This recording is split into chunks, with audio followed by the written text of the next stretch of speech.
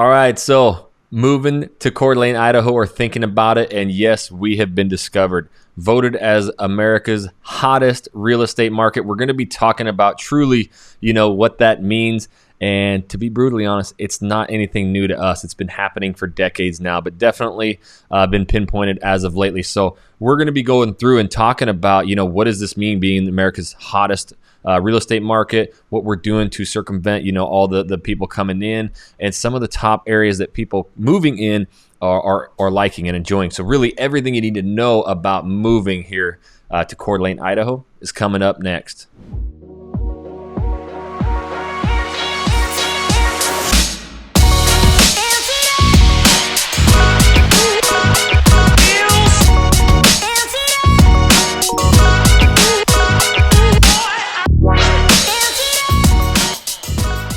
What's up, everybody? My name is Jackson Wilkey.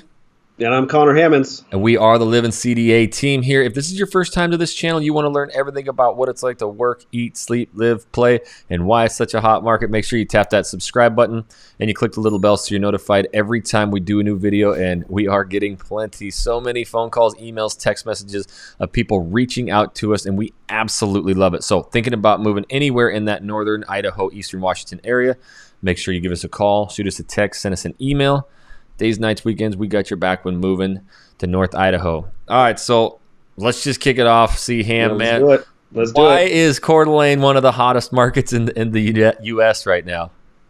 Well, I mean, it's no surprise to me. It was crazy. That article just came out, I think, yesterday in the Wall Street Journal, along with Realtor.com ranking little old Coeur d'Alene, Idaho as the number one real estate market. But it's a lot of reasons, really. We've worked with people all year long, and they're relocating into town. I've lived here my whole life. It's just, you got a lot of unique features in Coeur d'Alene. You have small town feel with big town amenities. So you have that, walkability. Your kids are riding bikes, playing in the park. It's a real safe feeling town. But you also have the big town amenities because you're close across the border to Spokane, Washington. And so that's a factor. I think it's just, I've always thought of it as nature's playground. You got 4 distinct seasons, summer, fall, winter, spring. Utilize the summer. We got one of the most gorgeous lakes in all of North America, Lake Coeur d'Alene. And we're not being biased. It's been ranked. Yeah, it's been ranked, literally ranked. But Lake Pend Oreille is just to the north. You got 45 minutes up to Sandpoint, another amazing lake town. And then we have this, HAYDEN Lake, which is a smaller lake. We're just surrounded by bodies of water, rivers, national forest, hiking, ATV, hunting, fishing. And you can do it all year round. We have Coeur d'Alene. We sit probably an hour and a half drive from 4 major ski resorts. So, there's not a mountain right in Coeur d'Alene, but you go up to Sandpoint, go over to Kellogg, you go Mount Spokane. So there's things to do all 4 seasons. And, relatively in terms of the real estate market, it's been a very affordable place to live. We'll get into that a little bit later on how things have been changing on the price points and affordability. But those are the things that are bringing people in for sure. And so I want to kind of hinge off of this, and it's something that Connor and I know very well, and locals know, but people moving here may not have ever heard of this man or know anything about him. But there's a man that just passed away just 2 days ago, Dwayne Hagadon, and I don't think Coeur d'Alene, Idaho would be what it is today if it weren't for him. And so sometimes I get it. The locals around here love it staying small, and feel like sometimes us realtors have ruined it, but it's not. There was a man with a vision that built this entire town. Dwayne Hagadon, up back in the 50s, whatever, probably even earlier than that, was running shuttles from Coeur d'Alene out to Pend Oreille to the naval bases, and he really had this vision. Newspapers. He built this resort, which is now the Coeur d'Alene Resort on the south end of the lake, which everybody said was going to be the biggest eyesore, and why the hell would anybody come to this little town to stay on this lake? And he had this vision. He blew this town up, and so unfortunately, that is bringing in a lot of people from what the locals say, but at the same time, you got to look at some of the positives of this, because when I was in first grade, I went to Hayden Lake Elementary. It was a building from 1890. I sat on the floor Indian style with no desk. So like it was old ass town. There wasn't any money here. You logged and you mined.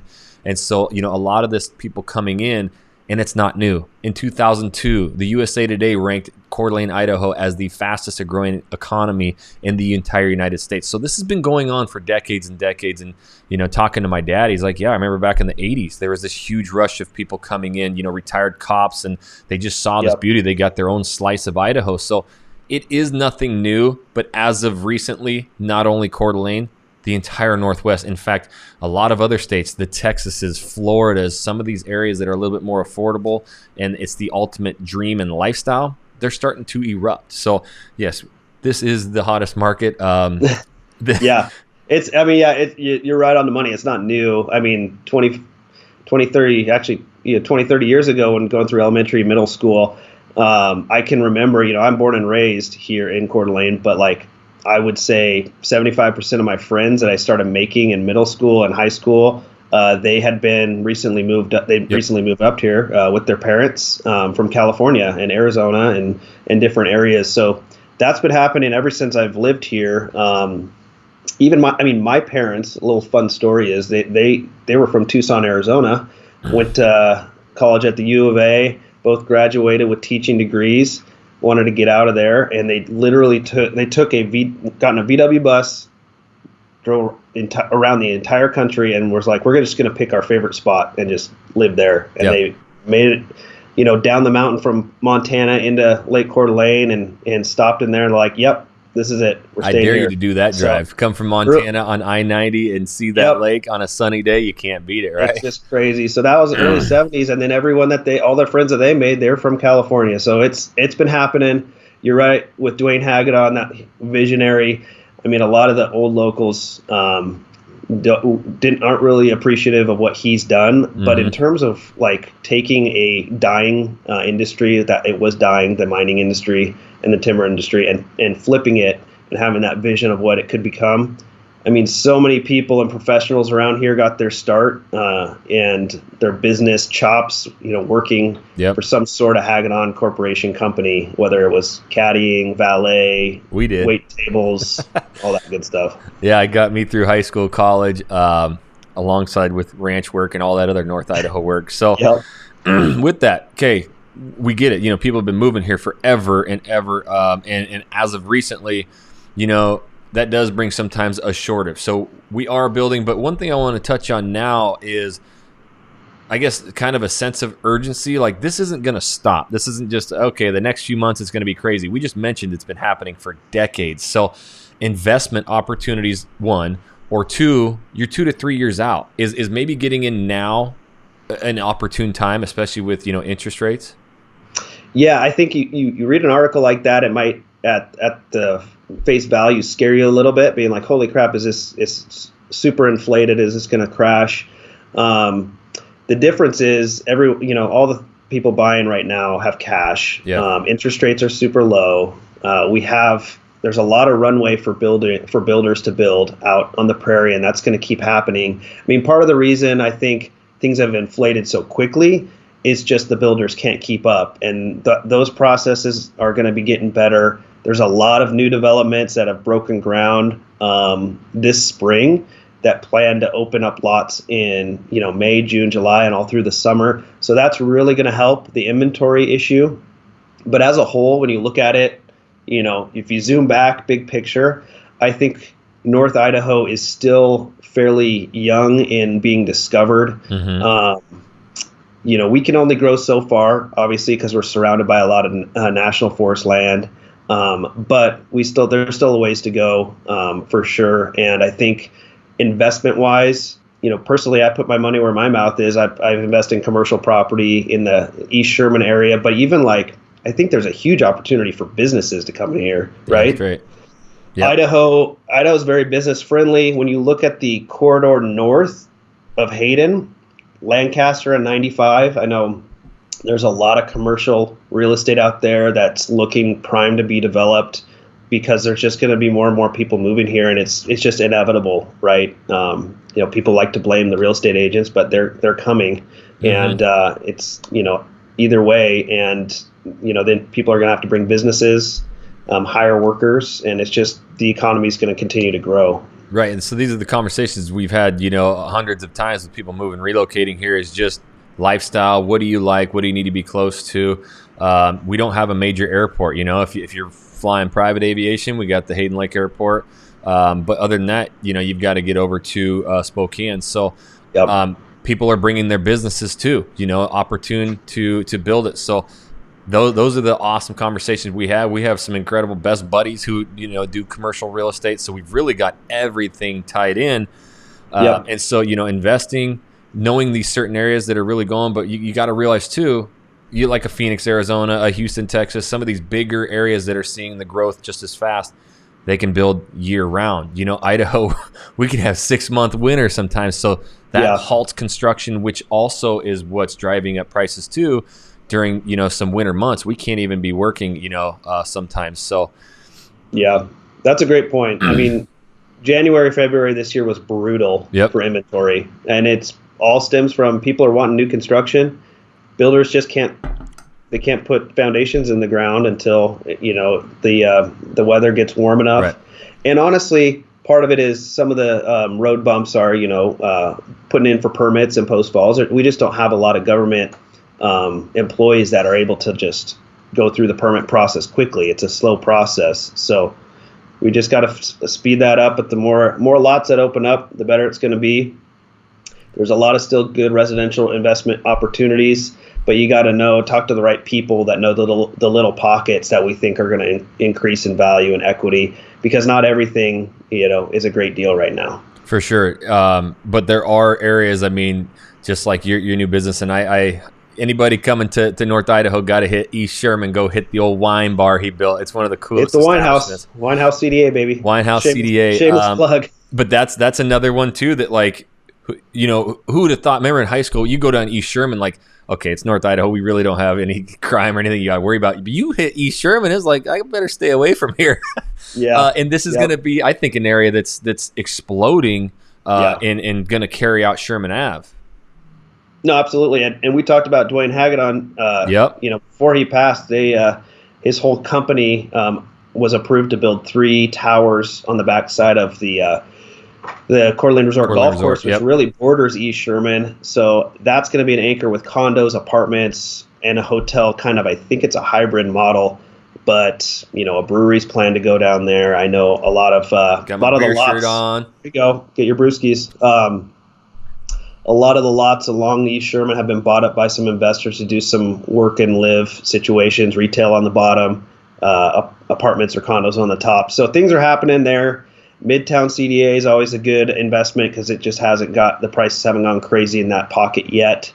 And then in the surrounding areas, as you go north of Hayden, and even over in the Silver Valley is just super affordable. And who knows, that could pop at some point as well. Yeah, Silver Valley. So we're talking out to the east of us, the Kellogg areas and stuff. So, I could see it for sure going out there 30 minutes away from Coeur d'Alene. So now, obviously, we know it's a hot market and people are flooding in. We've been helping. That's the hardest part, getting here. If you're just going to show up and try and find a house, it's not going to happen.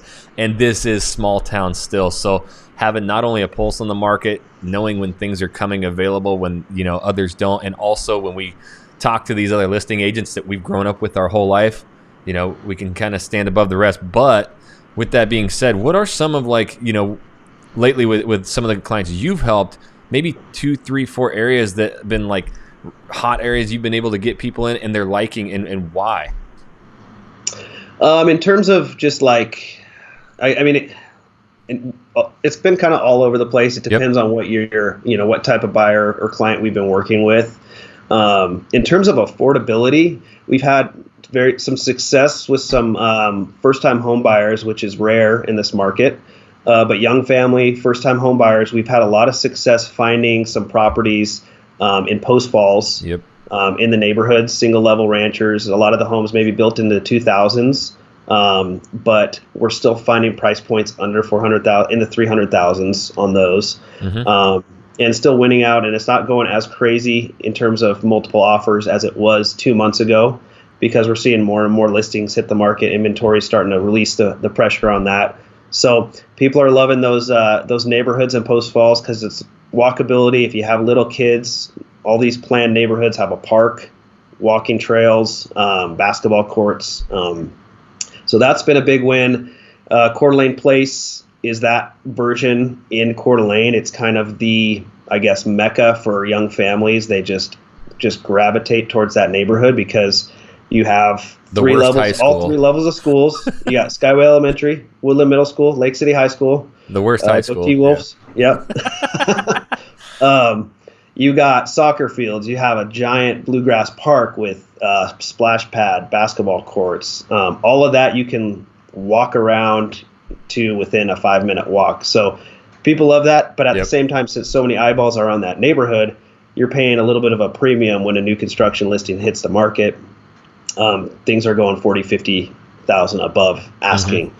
So a lot of it has to be with setting expectations with the clients we work with and just having them trust us and our knowledge of the market. If they really are in love with a property, they got to set themselves up to make the best offer possible.